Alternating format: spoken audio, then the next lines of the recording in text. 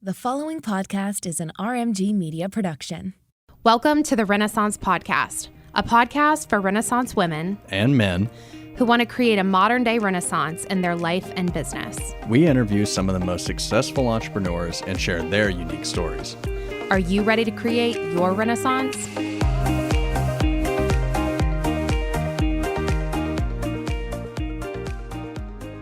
You know, I lived in Chicago my whole life, and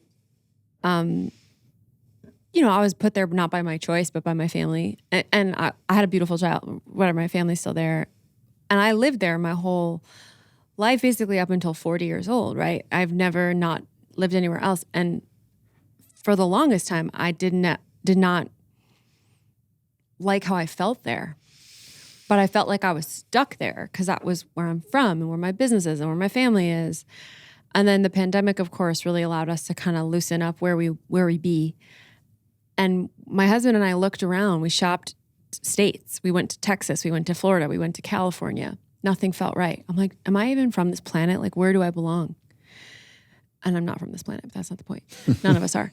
But Right. But then when I came to Nashville, I felt something in my body. I felt something in my cells. I was like, this is it. And I cried that day. This was August 2021. Ugh. Wow. Yeah.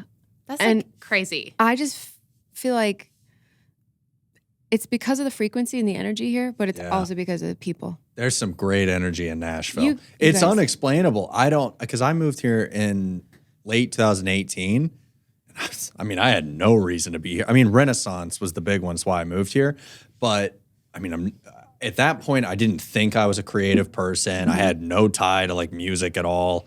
If I even look at a guitar, it like breaks. So there was no, I was like, who cares about Music City? And then I moved here and lived here, and it just sucked me in completely. And I was like, Nashville is my home. Yes. And I don't want to live anywhere else. No, I don't want to be anywhere else. It's so great. Oh my God. It's crazy. When I lived in Chicago, which was most of my life, I'm like, when's my next flight? When's my next trip? When's my next, stop at O'Hare Airport? Get me out of here.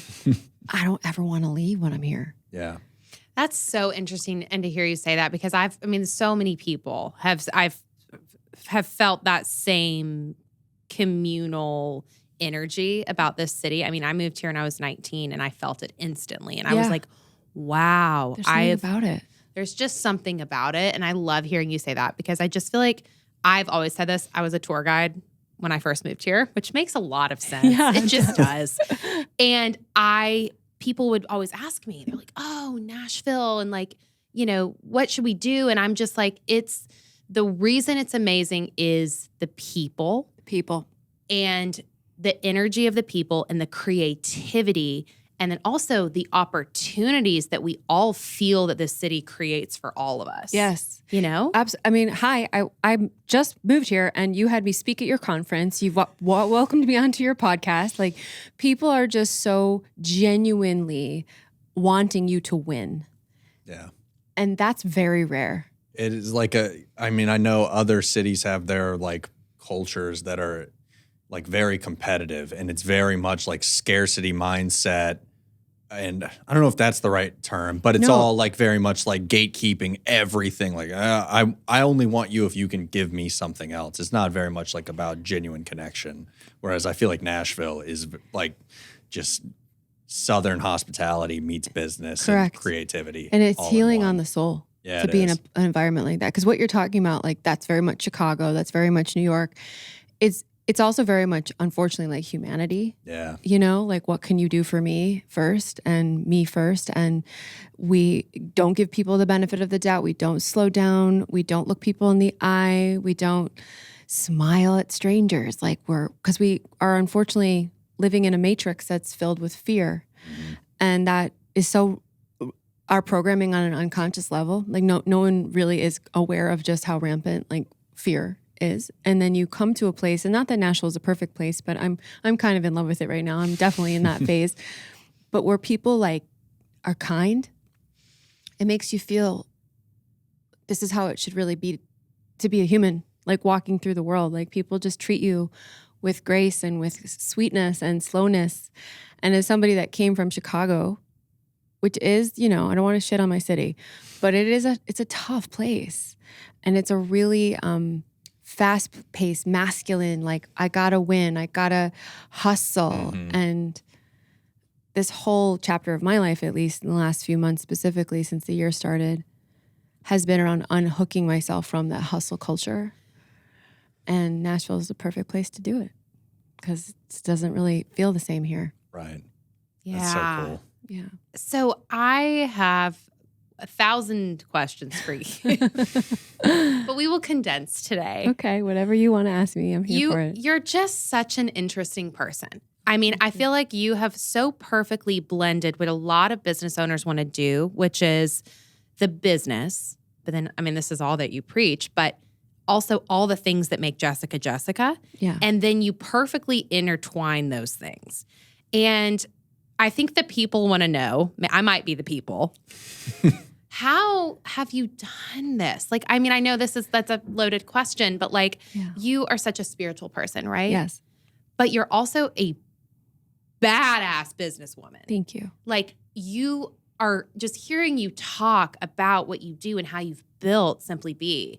It is incredible. And it's Pretty so damn inspiring. Thank you. No matter what stage of business you're in, no matter what type of business you have, it's so inspiring. And then taking it to a new city too, that's a whole feat on its own. Yeah.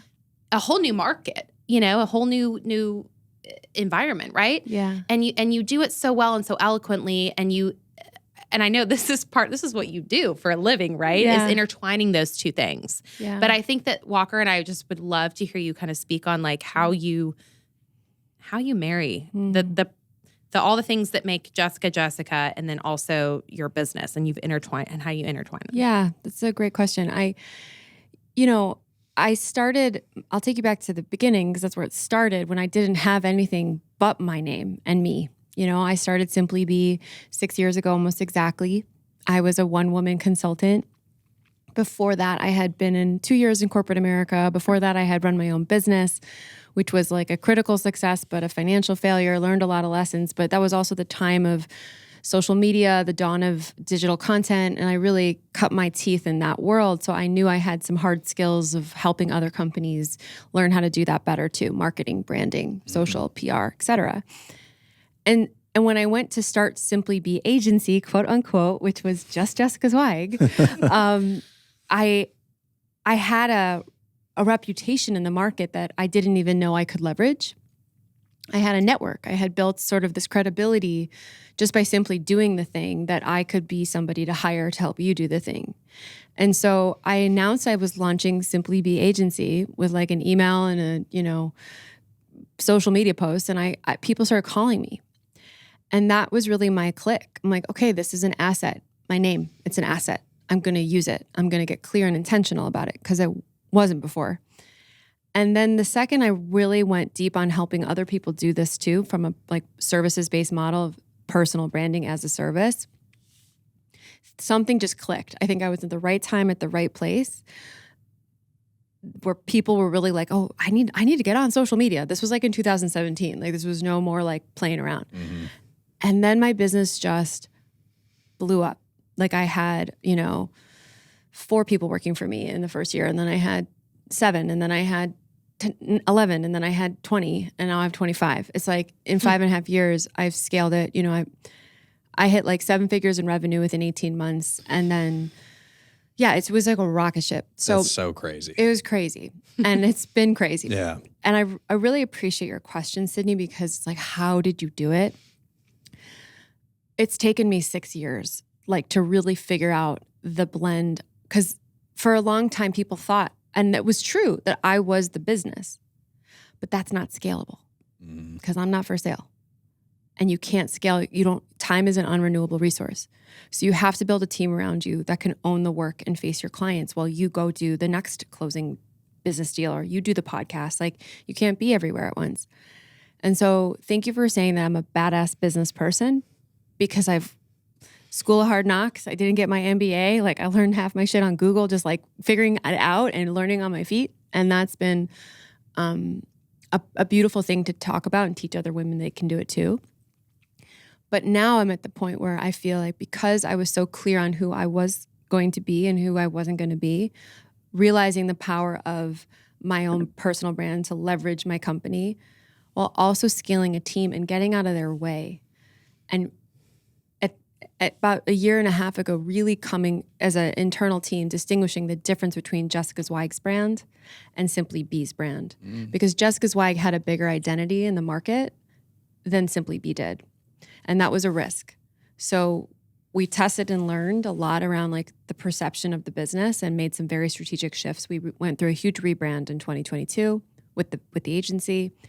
And now I finally feel like it's actually balanced in a way that works for me as much as it does for the company. But that took a lot of blood, sweat, and tears to get to. A lot. Did the Jessica Zweig brand, did you build that first before SimplyBe? Was that kind of the chicken before the egg? It was, but I Okay. didn't know I had built it. Okay. Because when I first started my career as an entrepreneur, I ran a magazine. Oh, wow. It was an online... Cheeky. Yeah, cheekychicago.com. You know. I know. And know it all was the like, you would have loved it. It was like such a cool, Yes. dope platform. It was pink. It was awesome. We covered like fashion and fitness and nightlife and restaurants Wow. and dating. You were and like the it girl in Chicago. kind of, yes. You were. We were, it was a lot of lessons, let's just say that, because I wasn't cool in high school. I was like the biggest nerd in middle school and bullied and all the things. And then all of a sudden in my late 20s, I was like popular. Cool. And everyone wanted me at their party. And I was like really operating from a place of unconscious ego and wounding that like caught up with me eventually, which is the dawn of my spiritual awakening, all that to say. We'll get there. We'll get there. But Jessica Zweig, the founder of Cheeky, had a brand that I didn't even realize I had. Wow. And that was really why I started a personal branding agency, because I was like, this really works. There's Makes something so much here. sense, yeah. Why would I just keep this to myself? Why don't I use my passion for marketing and branding and this newfound understanding of like elevating the person and create a business around that? And so Then that's you what use I did. that to scale. And I used that to scale. It's fucking awesome. Thank you. It's so cool. Thank you. I mean, it's crazy. Like Sydney and I were talking before you got here just about like how fast that is to go in 18 months to go from 6 to 7 figures or from 0 to 7 0 to figures. 7. Like, 0 to that's- 7. That's even crazier. Insane. Like that is, it blows my mind. And then even Yeah. just to have a team of 24, I can't even imagine that operating with our team. I'm like, holy shit. Yes. If we were to like triple that right now, I'd be losing. wouldn't sleep, I don't think. No, you wouldn't. She's like, speaking from You experience. don't sleep. Yeah, it was when my book came out in 21, we doubled my team in less than 12 months. Holy shit. I told you. And And- she talks about authoring a book and how it can change your whole. Yes. And it did. It changed everything. And it was wonderful. And it was also deeply overwhelming. And, you know, you guys know you run an agency, you have systems, you have process, you have products, you have people. And all that breaks when you grow really fast Yeah. and you have to rebuild it in real time because you're getting so much business. You need to hire people. People aren't working out. You got to fire people. You got to replace them. Like you got to make sure your clients that have been with you for 3 years can come with you for the next iteration and keep them happy while onboarding new people. And then everything's kind of at a different equilibrium of what you're charging people. It was a very bumpy ride when you scale super fast. Yeah. It's not a cakewalk. Well, and I think a lot of people too, business owners or individuals don't understand, like, even though I know you were making seven figures and that's a lot of money coming in, payroll's still payroll too. You know what I mean? Like it's You double still- your team, you you're- double your payroll. You double your payroll. And I feel like people are like, oh, you're making million, but it's like, yeah, but do you know how much every 2 weeks, like what's coming out? Do you know that number? Yeah. Or every week? We pay weekly, so it's like every week. It's gnarly. It's so gnarly, and I'm so happy we're talking about it. Yeah. And I feel so seen because Well, honestly, everything that you just said, I'm like, it's so like reassuring because we went through that last year. Yeah. We had like a shit show. Like Q4 for us was like the apocalypse. Yep, And, yeah. So this is like therapy for Yes, us. great. To just hear that someone else is in this. beyond shit show is probably how you would define my business for the last like few years until we finally figured it out. Yeah. And a lot of people hear those big fancy numbers, but then you talk about the difference between gross profit and net profit and how Right. much money you bring in versus how much money needs to go out. Yeah. And Well, and you have 2 offices too. And like, I have 2 holy offices, shit. and the payroll is real. Like we scaled so fast. And, I often said, and this is, back to your question around my personal brand versus the business, like you as the face of your business, I often say are the promise to the market. Because you're out there. No one can sell it like you. You're the founder. Right. And then the clients come in and you're not necessarily the one delivering every moment of that client's experience. Your team is. So hiring and training and making sure people are living the brand and at the end of the day, better than you. Trusting them. That was also really hard to hold because we had more people calling us wanting our business than we had people to deliver it. Yeah. And so we had to just staff up fast. And basically 2021 was the year my book exploded my business. 2022 was the calibration of that growth. And it took us all year to get there. And we're finally there. Wow. And you restructured, right, last fall? I did. I know. I've listened to You every really podcast. have I done your really research. do. I think This is like Sydney's dream moment. love She's been talking about this Yeah. podcast for a while. Yeah. Well, I'm just such a nerd, and I'm a nerd about everything that you've done because it's just the agency role, like we've kind of briefly talked Yeah. about. It's not this like, there's no like playbook. There's no like, No. especially in 2023 and this year that we're in, it's hard to find even business coaches and people that we try to, it's hard to find people that get the agency. There's so much information out there on starting a business, but there's nothing about scaling. So then you're just left in the dark and you're back almost to the place of like when you're starting your business and you're like, I'm just so scared. And then you're starting like, it's a shit show. Yeah, for it sure. really is. You And feel alone a lot of the time. it's so lonely. And no one is ever going to really love your business the way you do, and that's okay. I've had to learn that the hard way. I think the hardest, most grueling part of being an entrepreneur is the people part. And I did restructure last year because I had to.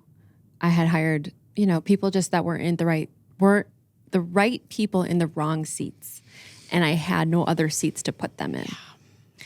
And yes, raise hands. and you can try, but that's a detriment to you and the rest of your team and your bottom line. And so restructuring was one of the hardest things I've ever had to do, and it was the best thing I've ever done. And now I have peace because I have the right people, and I've never really felt this much peace because I've got the best right people I've ever had. And it really took me almost 6 years to get there. Yeah, I can't imagine being in your role. I mean, you have a #1 best-selling book. All of the business was booming, and you had to go on a national book tour, and then all the aftermath of that, and then all of your speaking engagements, and then just your personal brand, the podcast, everything. But then the business had to run. It just had to go. Right. So just like all of that you had to go, like it's just, I don't know. It's crazy. But I mean, you did it. I did it. And I have like the new muscle fibers to prove it, and the scars. And a little bit of PTSD, but like all that too. But I really, I really can relate to you. Like I see a lot of me in you and what you've built, and not to like,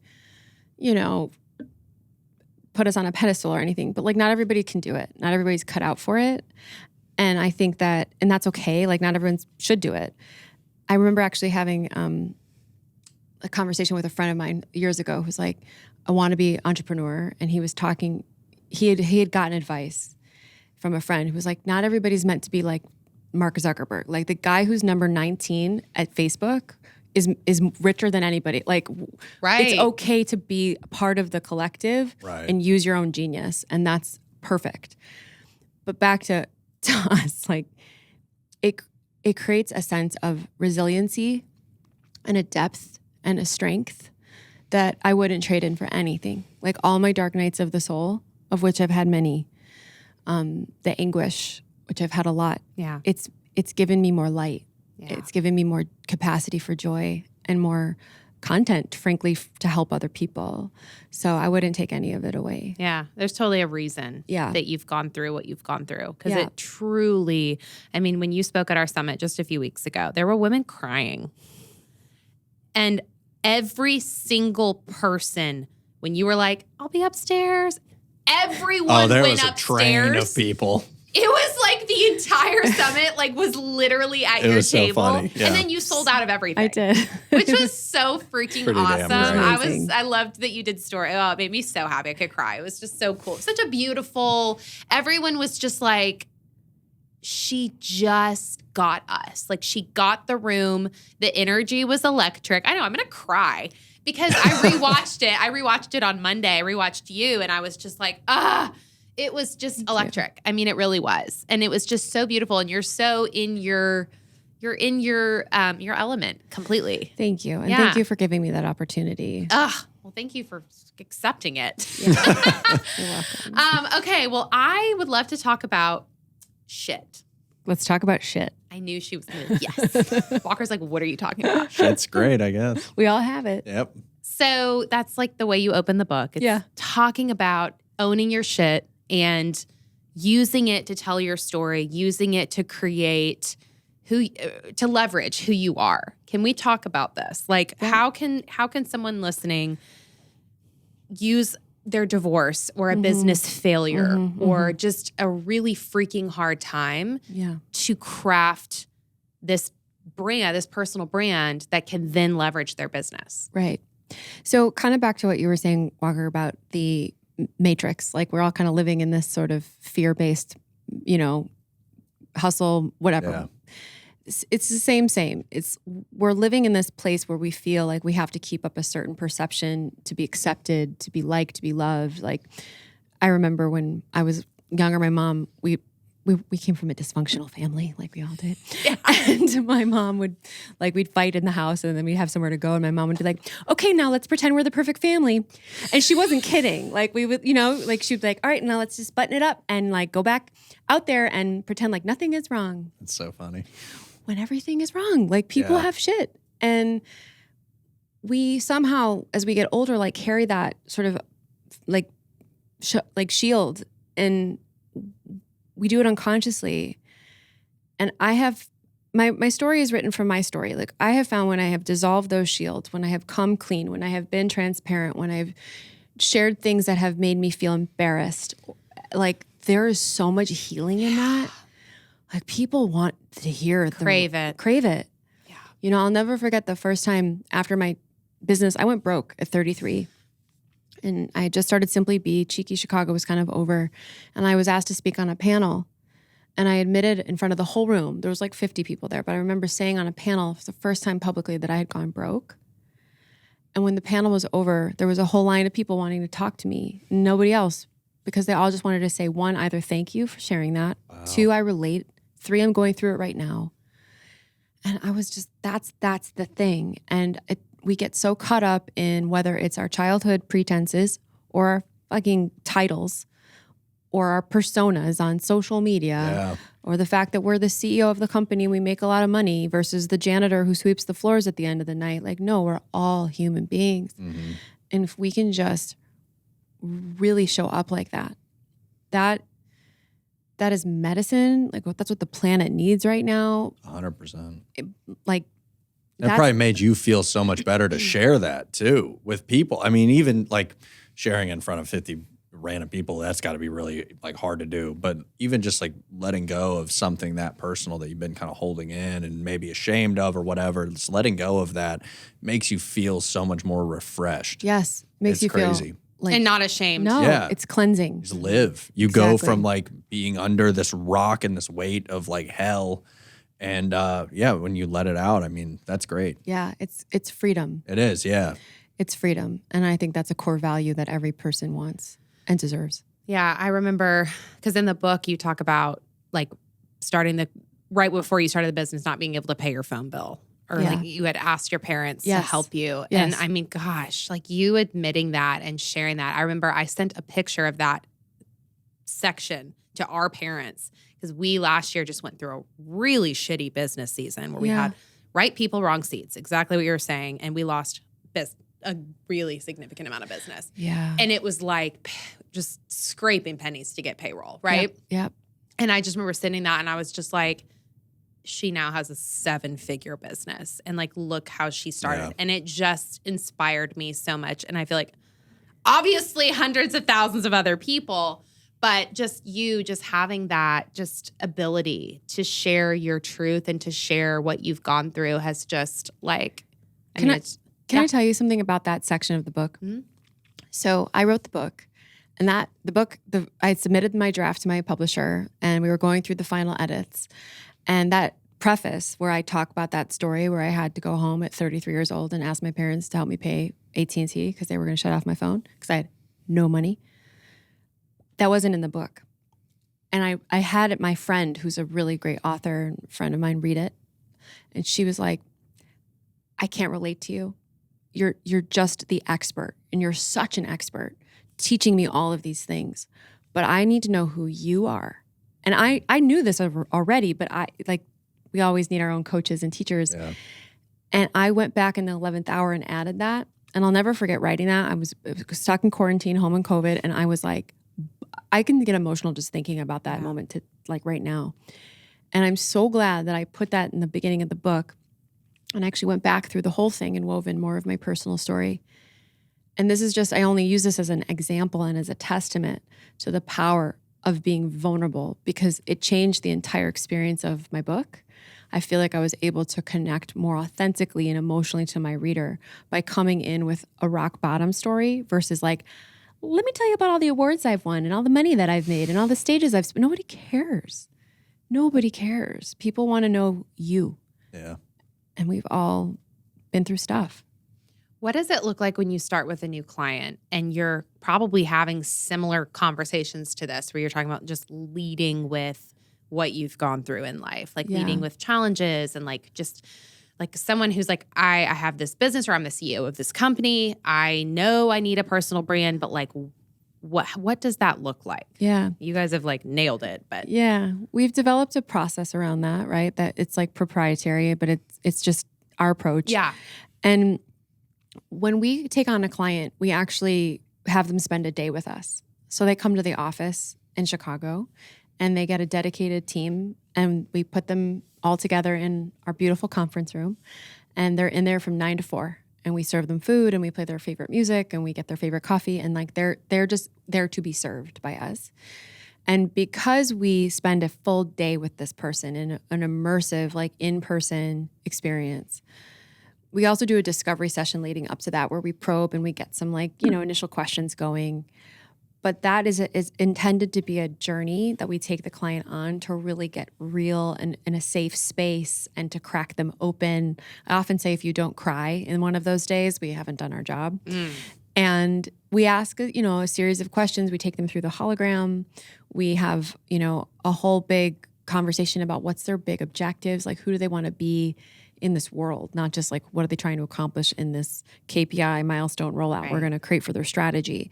It's much deeper than that. And so that really has been, I think, one of the most beautiful parts of building this agency for me. People think we're a personal branding company, but we're really a transformational company and an empowerment company. Because when you get like a mirror shined on you from people who see you in a way that you could never articulate yourself, it's life-changing for people. And that's the best part of my work. Like, the websites, the Instagrams, the press hits we help our clients get, great. That's the gravy. It's really like awakening people to who they're meant to be, hence the name. That's a really cool outlook on it. Like giving people the confidence to see themselves in a new light that they would, I like how you called yourself a nerd earlier. Like you were a nerd when you were a kid or whatever. Yeah. But like to give to grow up and like be who you are now, inspiring so many people and helping so many people, like it's just cool. Like, and a lot of people I feel like are always looked down on, or like you post that one selfie and you get self-conscious and you're like, this is stupid. I got to get rid of this shit. And so you delete it because you get insecure. Yeah. But in reality, like that was a good selfie. Keep that up, That is like my number one mission on this planet is like truly, like if I'm going to leave any legacy, I hope, and I think we all want this to some degree, it's like, let's just remind each other of how magnificent we are. Yeah. Like, know that, own that, because you can change the world with that. And most people are asleep to that and have forgotten that. And it's just like about remembering, giving people the tools so that they can remember. It's super cool. I mean, even like, I feel like Sydney, you've gotten a lot more confident over the years just about Renaissance and everything. I mean, especially after we rebranded to what Renaissance Rebrand is does now. a lot. It does. Rebrand does a lot. But It's all about like that brand. old Renaissance days, like the old logo and everything, I remember you being like self-conscious, or maybe not self-conscious. I don't know. There was like always hesitancy about what we would post or just like things or like what we would quote to a client or whatever, or how we'd even talk to a client. And now we just walk in, we're like, this is what it is. Like, I love you that know? you just said that, because you actually said this recently in one of your podcasts. You were talking about how the inner workings that you do on yourself and the personal development that you commit to on your own for you directly correlates and translate to your business having its own renaissance, right? Or increasing in revenue, or increasing in clients. And you said that, and I was just like, holy shit. Anyone that has done that work, that owns a business and commits to self-care and to prioritizing themselves. Right. That's your whole brand. That's your whole mission. Yeah. Like, it's tenfold. Yes. And that's what I love so much about branding. Like, branding is such an art. It is. It is such a beautiful, it's intended to be authentically expressed you, and you can't magnetize and have a frequency of magnetism with a brand, because that's really what a brand is supposed to do, is create an emotional affinity in less than 15 seconds, someone who's never heard of you to like want to make a decision and like learn more, follow, or whatever. Like, that's what a brand can do when it's really well done. And the only way that it's going to be well done is if it's aligned to your truth. And that's a hard task. Like, people are like probably listening, like, what does that even mean? How do I even do that? How do I align to my truth?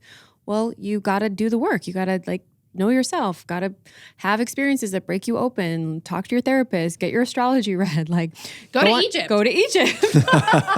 That too. Highly recommend. But that's the real work. Like, I often say, people always want to ask me, like, personal branding, it's about image, it's about perception. No, it's about this. Yes. It's about your soul. You got to go in. Walker, go in. So how do I go? How do I be myself? I try to live. Like, we were talking about this. Like, I try to be authentic. We try to be ourselves. We try and be who we are. But it's so easy to I doubt myself. I'm like, am I being Walker? What am I doing here? You know? Yeah. Even right now, I'm like, is this really you? You're pretty authentic. my I head. love your energy. You got great vibes. I'm just chilling. I'm just living over here. No, but you really are. Both of you are. Sweet. It's true. I mean, it's an energy for me. I think when you hit on like what you're supposed to do that's bigger than you, like, to me, that when you find a purpose, when you feel like you've got some sort of mission that's beyond your own gain, that brings a side of you out that is like your higher self. And you start to like care less what people think, because you know in your heart that you're doing what you're doing for good reason. And that's one. I just think, like, I was riddled with insecurity when I started SimplyBe. I had tons of imposter syndrome. I've got like trauma from like my home in high school. There's no secret about that. But finding a purpose, like getting super clear on like, no, I have a gift. Yeah. And I can use it to help people. That was one thing in this journey of building this business that helped me be me. I also think it's really important to put the right people around you. Ooh, we could talk about that. Yeah. That's huge. And you are such an energy person. Mhm. And I think for us, like last year, a big part of it was we had a lot of toxic energy in this office. And I'm now a big energy person. And now I'm like, I walk into this office and I feel so welcome and I feel love and I feel warmth. Yep. But I've had seasons of walking into my own office feeling hate, Same. envy, Same. jealousy. Girl, it's the most toxic force in the universe. Jealousy and envy. It's a toxic force. That is the way to put it. Uh-huh. And I when actually had a shaman tell me that jealousy and envy are the most dangerous forces in the entire universe. I mean, that 100% makes sense. Yeah. I mean, what else is there? I mean, it's so easy to just like because jealousy leads to hate or whatever. I think there was like a Star Wars quote on that or something. I think Yoda said it or wicked. something. But like, it's a big thing where, I mean, even on Instagram, I'll see someone that I'm like, how do you have that? You know, Sure. I just scroll past them. But then I got to remember, I'm like, who gives a shit? Who knows what they're going through? Whatever. Just move past it. It doesn't matter. Yeah. But it's such an easy thing Right. nowadays to But just you're get conscious. jealous. What you just said is is consciousness. Like you notice like, wow, I'm feeling, we all are human. We're going to all Yeah. feel jealousy. No one is a saint here, but what's dangerous is the unconscious jealousy, especially I'll just say within a group of women. Yeah, it's true. You know, it becomes like a toxic soup. It's true. And you're a very bright light. You're a very bright light. You have sparkle, clear, clean energy. Thank you. You do. That's so sweet. You do. I think so. 100%. I felt it the second I met you. And that is very threatening to people. Not because I have this philosophy. It's not because they're Bad. or even threatened by the light that you are. They're threatened by the light that they're not within themselves. God, Yeah. that's so true. Their own like kind of shit. That it's a projection because you can't see in what is in someone else fully and purely unless you can see it in yourself first. Right. And so if someone's going to cast shade at you, They feel. they feel shade within themselves. Yeah. And I get it too. Yeah. You know, we're both lights. And so really clearing back to your question, Walker, like how do you become yourself? You got to surround yourself with people who celebrate you being yourself Yeah. fully and unapologetically. And it's like, what would you say to someone who has that maybe in a friendship, or an employee, Yeah. or a boss, or just a relationship, like to kind of get that out? I know when we had it in the office, it just kind of naturally dissipated when I kind of changed my whole being, my Sure. whole self. It kind of just, I was like, wow, I don't want any of that. Like if you're going to walk into this office, you're going to be passionate. You're going to be fueled by the vision. You're going to be excited to be here. Yeah. You know? Yeah. Because it's this whole communal thing that we're doing. It's not me. It's all of this, you know? But like, what would you say to someone that's like struggling in that area? Because I feel like a lot of women, and we mostly have women listeners, like are going through that. They all have that one person. They're like, Mhm. God, she just brings me down. And I know that it's because of her own inner shit. But Or maybe they don't know that. Yeah, exactly. And they think it's them, Yeah. or they're just like settling because this is their friend, or this is Mhm. their boss, or this Relative. is their relative, right? That's a big one. I mean, I don't want to oversimplify the answer because it's a big question. Like, what do Yeah. you do? I want to say you've got to clean house. You've got to draw your boundaries. You have to create self-sovereignty and get rid of toxic energy in your life. You are the CEO of your life, you Love know? And I've had such trauma with women who have been jealous of me in business for like my whole career. And I can smell it now like 1,000 miles away, and I just have no space for it. And I've had to learn that lesson a couple times over to really know like, oh yeah, that's a dangerous force over there. But you are free to quit that job, break up with that partner, end that friendship, Mhm. you know, fire that employee. Like, is it simple? No, it's typically quite complicated, but you can still do it. And surrounding myself with only like, and my circle isn't that big. it's a small circle. Yeah. It has to be. I don't need a huge circle. And those that are in my inner circle are the highest vibrational people who root for me when I am flying high as much as they're my shoulders to cry when I'm down. And you've got to find those kind of people for you to really feel safe being yourself. Mhm. Because life is hard and you can't do it alone. You need people who really believe in you. And at least I do, like to cheer you on. Most of the biggest successful people that you see out there, I know for a fact, they have teams of people who are just Yeah. there to lift them up and hold them and coach them and continue to root for them because this life is hard. When you play big and you take risks and you shine bright, it's even that much more scary to be yourself. So get rid of the toxic people. I mean, it's like you said, there's a deeper kind of conversation to be had with yourself there, but the simple term is, get rid of those toxic people, because it's only going to drag you down. Yeah. Our mom has always said, and it's gonna, if she listens to this episode, it'll be hilarious. She'll be listening. But she always says, everyone needs their cheerleader. Yes. That's it. Whether it's your partner, your friend, your sister, whatever, whoever it is, Yes. you need someone who's in your corner cheering you on. And that's true. Like, you can't always be, especially in this world, you can't always be the positive Polly that's like, I'm going to get through. Because a lot of the times, like, when things kick your ass, you just are like, I'm giving up. I mean, there were conversations I was having 6 months ago that I was like, I might not be at Renaissance. Like, No, I hear that. got to be done with this shit. But it took a lot of conversations of being like, no, just get through it. Just get through it. You got this. Yeah. And that was it.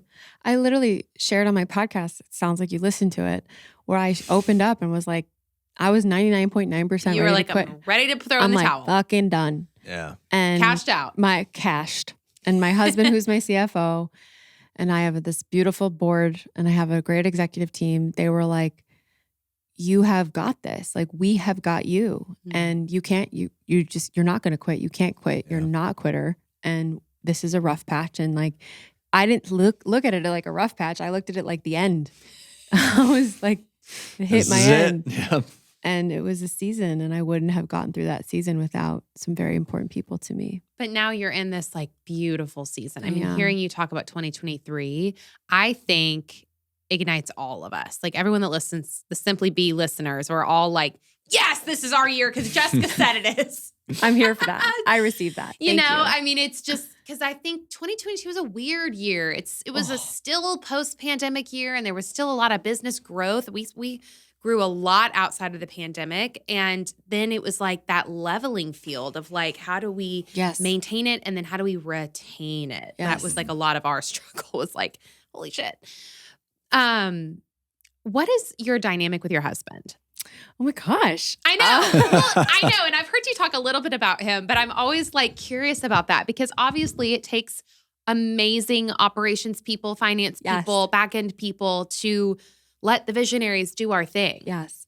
So I'll be brief because there's a lot I could say about Brian, and maybe next time we can do interview us both because he's amazing. Yeah. But I was very blessed to choose a partner 11 years ago when we met, who always wanted me to fly high, who always celebrated my shine, who never was threatened by it.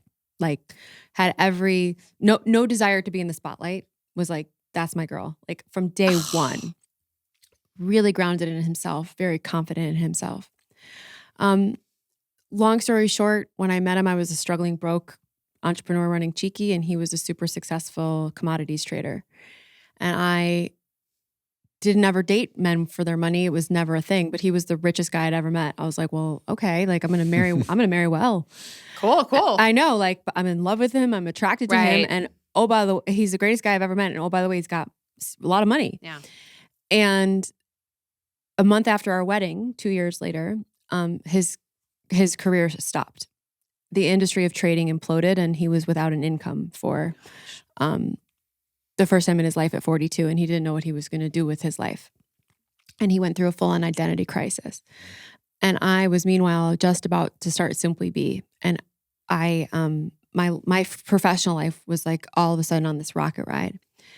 And I say that Brian was kind of over here treading water, and we were kind of living separate lives. And we fought about money and about our journeys for like the first 2-3 years of our marriage. It was a really, really tough time. We like almost didn't make it.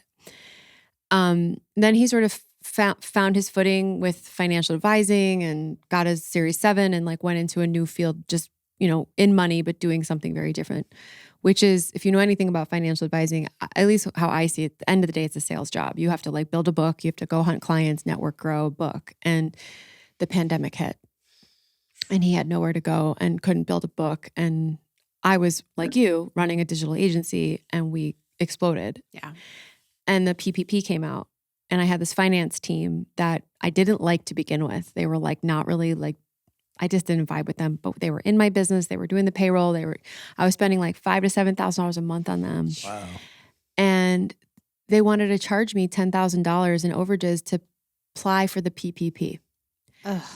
And you're like, I'm applying for the For a PPP. loan. Like, Thank you. I've said this for years. That's the most counterintuitive bullshit Yeah. I've ever heard in my life. but we need to charge you more for But that. right. Everyone was in scarcity. Yeah. And Brian is sitting at home with not much to do. And he's like, they're going to charge you what? He's like, I'll do it. I'll call Che. I'll figure it out. It's not, I know this world. I'll figure it out. So he came to one phone call with my finance team, and we took a call because he needed the EIN number and all the paperwork and stuff. And we got off that call and he was like, that's who's running your money. Ooh. And he validated what I had known to be true. Again, long story long, I fired them. I took that money I was paying that team, paid my husband. Nice. And 3 years later, he's now the CFO of my company. He is an integral part of my business. I cannot live without him every day. He runs my business. Well, my you money. trust him more than Who else would I anything. trust more? It's actually the most perfect situation that exists. I've never felt more at peace, and he found purpose.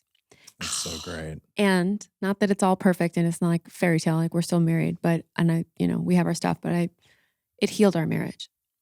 Going into business together, becoming one united team, like building a dream together has healed our marriage. And I don't want to sound like super cheesy, but I'm more in love with him after 11 years than I've ever been. Aw. What a cool freaking story. He's a good guy. You'd That- love him. That's really cool. That Yeah. is so rare. Yeah. though. I feel like even like us as brother and sister get everyone's always like, how the hell do you Does that work work? together? You know? Yeah. And I feel like it's the same thing with working with your husband.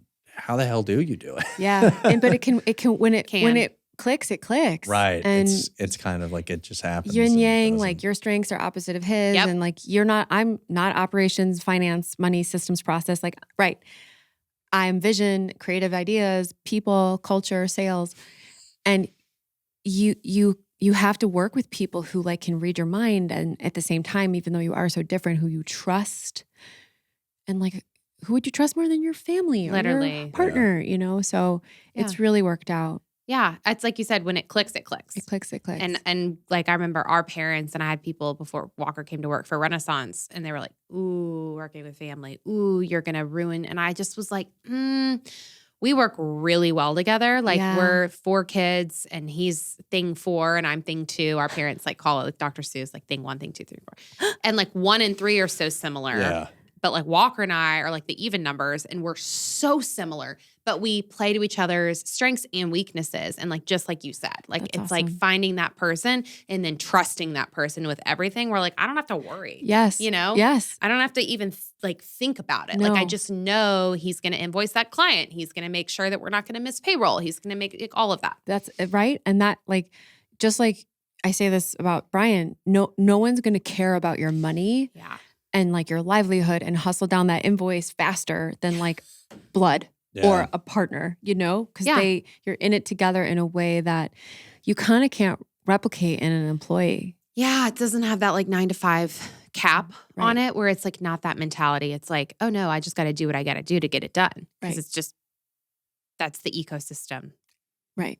And that's okay. I've Yeah. learned that ebbs and flows. I have 25 people now, and some of them, I like to say, like, if you cut their arm open, they would bleed yellow. Like they're like SimplyBe for life. Yeah. And I love them. And then there are other Yes. people that are just like, this is a job. Yeah. It's my job. And I clock in at 9 and I leave at 5. And as long as you're getting the work done, that's fine with me now. Like I Yeah. don't take it personally. Yeah.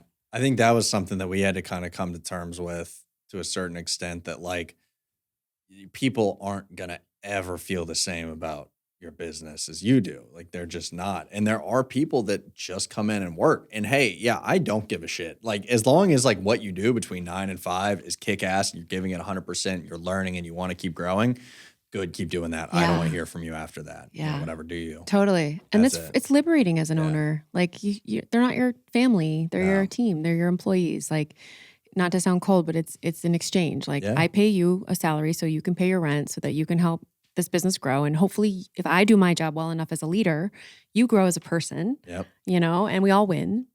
But there's no like qualms here. Like it's an exchange. Like you come and you do a job and I'm your employer and that's it. And that when you're small, when you're first starting and you have like 4 or 5 people and you're a little family and everyone's in it together, it's like, how do you not take it all personally? But that's been a quantum leap for me year after year of taking it less personally and being actually more detached from my team, which has given me a lot of peace. What was your who was the first person that you hired and the second person? Nora and Alexa was number 1 and Nora was number 2. They were at the event. They were at my table. Oh, that's cool. Yeah. That's great. They're amazing. And they're still with me. I love that. Yeah. So employee number 1 and employee number 2 are my ride or dies. Yeah. I will probably go start a next thing in time and I'll take them with me. And Good. they're already coming with me. Yep. We call ourselves the Holy Trinity. And we've been through so much together, like heartbreaks and betrayals and massive peaks of joy and success and everything. And I just feel like when you have those people, like when I say this all the time, like as long as I have Nora and Alexa, I'm good. I can do anything. It's great. Yeah. What were they brought on for? And because I feel like we have a lot of people that listen that are like, I need to hire, do I not? How do I do it? Who's the person? I don't know. Do I do a full-time, part-time, outsource, whatever it may be? So I'd love to tell you what they started as and now where they are. I haven't been asked that in a minute. I'm like, wow, they've really come on a journey with us. That's cool. With me. So Alexa was hired as my assistant / marketing coordinator. Wow. She was basically my Swiss Army knife. Yeah, She did doing it all. whatever I asked her to do, whether it was like, create this graphic. Will you go drop off my dry cleaning? And everything in between. And I paid her $2,800 a month Nice. out of Chase Quick Pay, just like zip, like, like a I was Venmo. all I got. Yep. All I got. And I think I offered her $2,500 and she needed 3 and we met in the middle at $2,800 a month. Like that. And she had just graduated from Northwestern, got her master's. Like she took a real risk on me and I took a risk on her.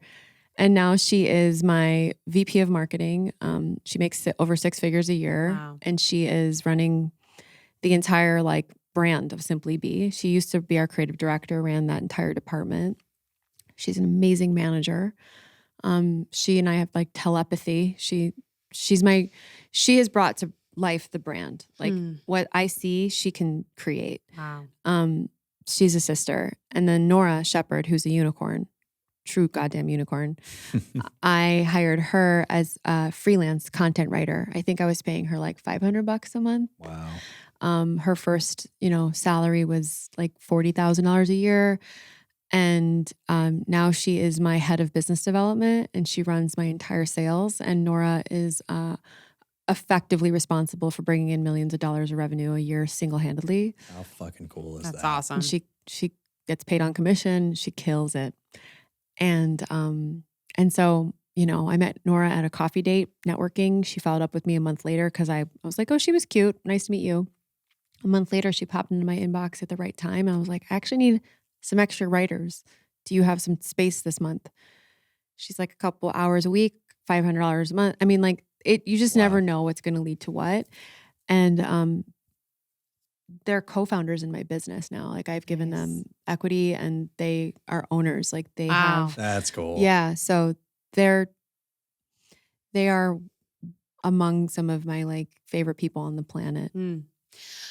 All right. I want to be respectful of your time, but I just want to ask Whatever. a little I'm here for bit you. more onto that because I'm like, my brain is just turning with Alexa. Yeah.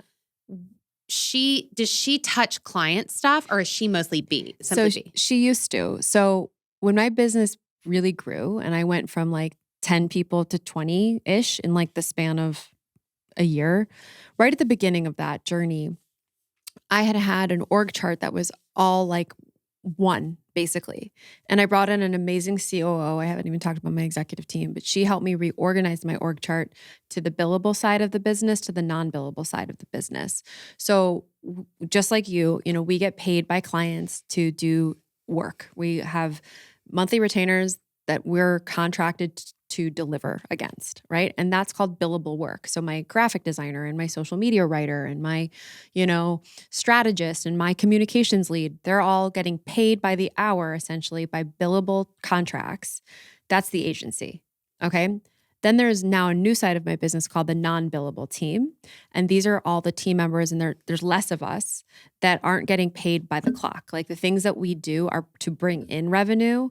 They're not paid by revenue that the business is making in the agency. Does this make sense? Yeah. This makes so much sense. Right. So Alexa used to be the creative director overseeing the creative team. She oversaw the content writers and the graphic designers, and she was a billable employee as well.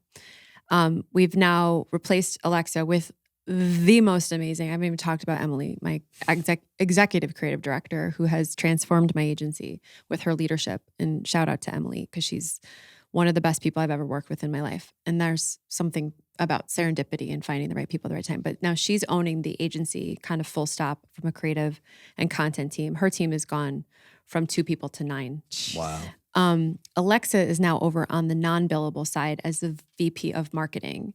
And she actually dipped in to help with the account team, but that's just a temporary solve in the reorg. This is a lot of details, but We love that. she is the arbiter of all of our marketing and our brand.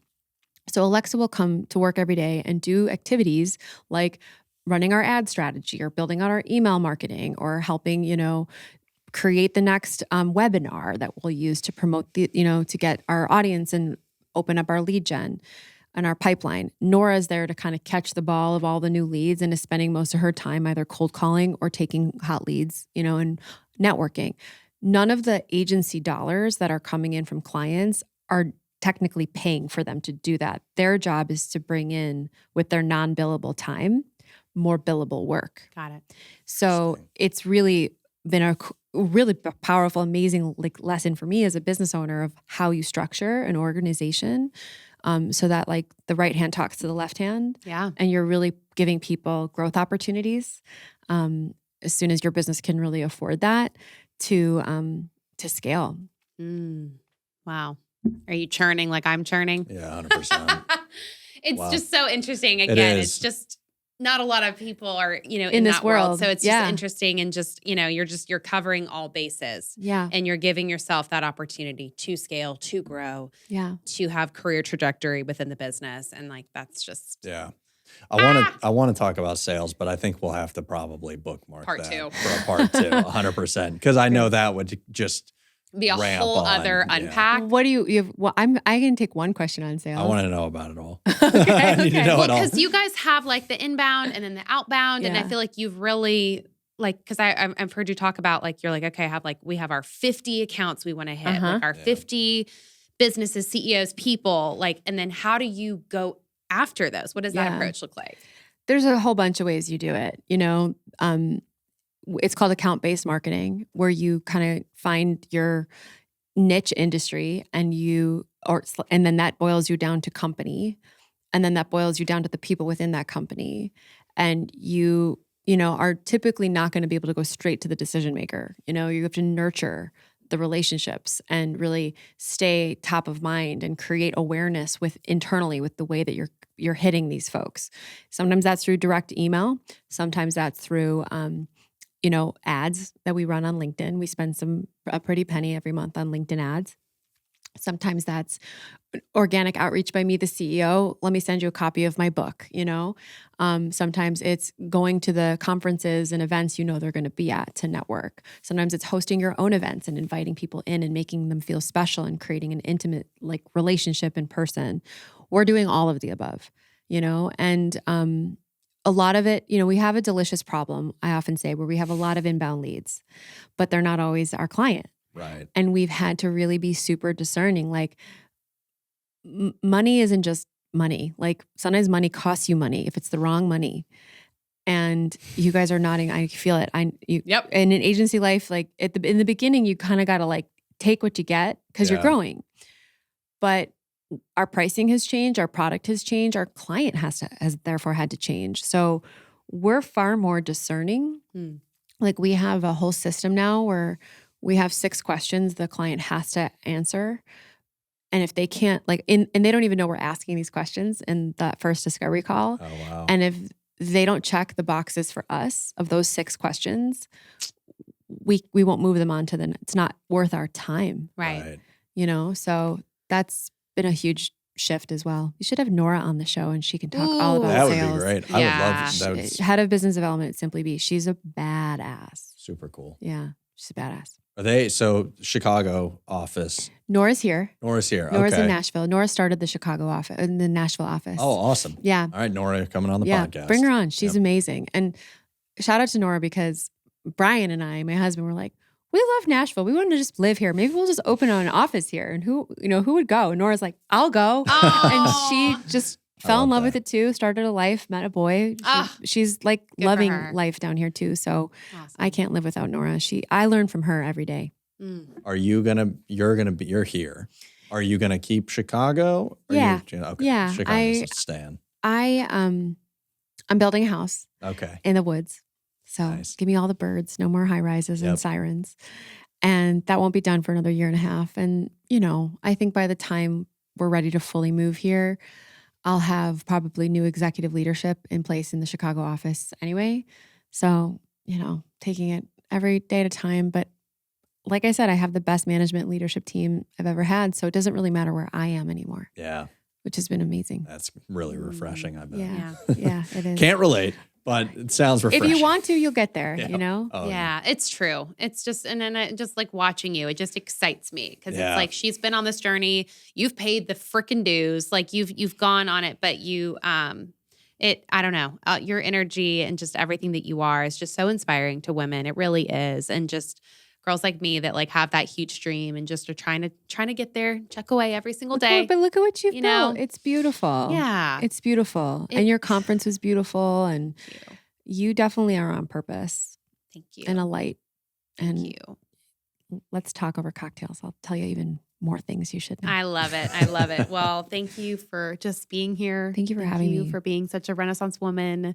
And we just appreciate you. I know everyone probably already follows you that is listening, but Yep. just so those that don't, the one person, where can they find you on Sorry. Insta and all the things? You can find me on Instagram. I'm at Jessica Zweig, just my first and last name. You can go to simplybeagency.com to learn more about our agency. You can listen to my podcast, SimplyBe, the SimplyBe podcast, wherever podcasts are found. And my book, B, Bible. is So good. on sale everywhere. And the workbook. And the workbook is only on Amazon. But you want to go to Amazon, just get them both. Just scoop them both up. They're Yeah. both, I mean, truly, I'm truly not just saying this. That's the best freaking book I've ever read. Oh my God. I am not just saying that. I'm like, everyone in this office needs to read this book. It's a great read. It really Even is. if you're, I mean, you don't even have to be a business owner at all. And I know that's No, like, it's true. duh. Like, it's just if you are trying to level up in life, like if you are trying to figure out what the hell am I doing on this planet, that's your book. Mhm. Thank you. Thank So- you for saying that. I wrote it from my heart and It it literally came from a place of service. poured out of you, It which is did. like the most authentic, like it's worth every penny. So thank you, Jessica. And I can't wait to see you. We'll do part 2 and we'd love to have Nora on the show. And Brian. Yeah. Yeah, we'll just Bring do the whole SimplyBe a SimplyBe Nashville team. office down. Oh, we'll do a round table. It'll be Love it. amazing. I love it. We're here All for right. it. Thanks, Jessica. Thanks, Thank you Jessica. again, both of you.